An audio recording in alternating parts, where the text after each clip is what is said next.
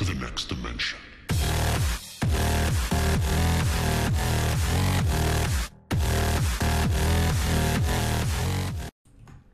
Hey guys, this is UndercoverDudes all the way from Down Under with another episode of Q&A with UCD. I literally forgot about this series for a couple months. I'm like, I've got Q&A, I could do that, and there's a lot of questions that I'm going to answer today because you guys asked for longer episodes. So I was like, alright, yep, let's go and do this. And the best way to go and rejuvenate this series by a question from Dolev Radiant. And he asked, what do you do if you run out of toilet paper when you're in the toilet? I think it means when you're on the toilet. I'm not really in the toilet, that would be a bit unhygienic, but the point, I still get your point. I rip open the toilet roll instead and use that because I go Rambo mode, YOLO swag. Now Tika Killer 15 goes and asks, which is the series that you enjoy making the most, like the top 5 plays or Q&A or you choose, I use, etc. Now for me, it's a very, very close. I have to say You Choose, I Use is the most favorite in my opinion because you guys give me the challenges and I can just act stupid for a good 10 minutes, scream around and just shoot weapons randomly, and it's just a really enjoyable thing to do, especially if I've had a bad day. I can just hop on, do a You Choose, I Use, and it's really fun. Now the top 5 plays is just a tiny bit below that because it requires just a tiny bit more work. It is fairly stressful getting the clips in the right places. But you know what, that's part of it, and once the whole thing's together, it is so enjoyable to go and watch, and just the commentating and the awesome clips play out and the music, it is really fun to do as well. Now Official Lou goes and asks, what is the most overrated and underrated gun in CA? Now underrated guns, I would have to say the MP5 mod.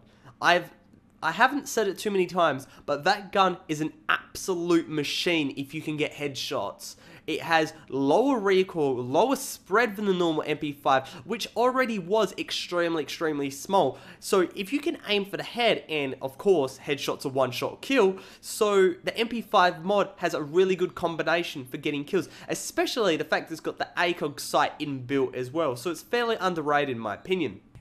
Now the most overrated gun in Combat Arms, that's really difficult because a lot of guns in Combat Arms are really good, and guns that are bad people just don't use, so people don't use bad guns. However, the one that springs to mind, and I'm really sorry Sniff if you're watching this, but the Legion.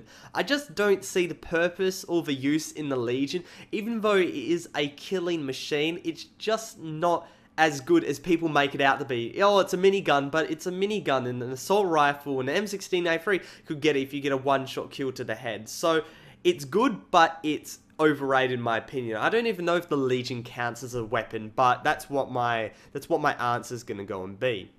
Now, Black Ops Crack 2013 goes and asks, what gun is the best for headshots? Now, that just leads into the previous question, MP5 mod, of course, or the MP5 Res Centurion. Any one of those guns are very good for headshots. Now, We Play for Funds goes and asks, is there a limit of subscribers a CA commentator can have? And that's one thing I've personally been thinking about for quite a long time. Can I grow any more than I have? Because whatever community you look at, you have the guys with the very high amount of subscribers, the millions, hundreds of thousands. Being Combat Arms being such a small community, I'm one of the biggest guys out there. Not being arrogant, I'm just saying. I just say I have a lot of people watching my videos. And the only person bigger than me is a person that speaks Brazilian and has a full Brazilian community behind him. So I can't really tap into that per se. So for the North American and Europe community, I don't really think I can get a massive spike like I did with Backstar anymore. And I'm not going to say there isn't a limit, but I don't think I'll get any of these massive spikes. I won't gain 500 or 1,000 subscribers in a day by getting shouted out by somebody, because there's nobody yet shout outed by. So yeah, I don't know, but for the smaller guys in the Combat Arms community, there definitely is lots of opportunity because there isn't too many people doing it, and there's people like me. I'll do YouTube of the month. If you do good videos, I'll shout you out. There you go. There's a good couple hundred subscribers there, and then you're off the way to making videos. So no, I'm just saying that there's not a limit, but there is a limit for spiking. There, that's what I'll say. Now, Call Me Lionel M goes and asks, I think that this is very interesting for the next Q&A. What will you do if you get banned? Will you keep playing?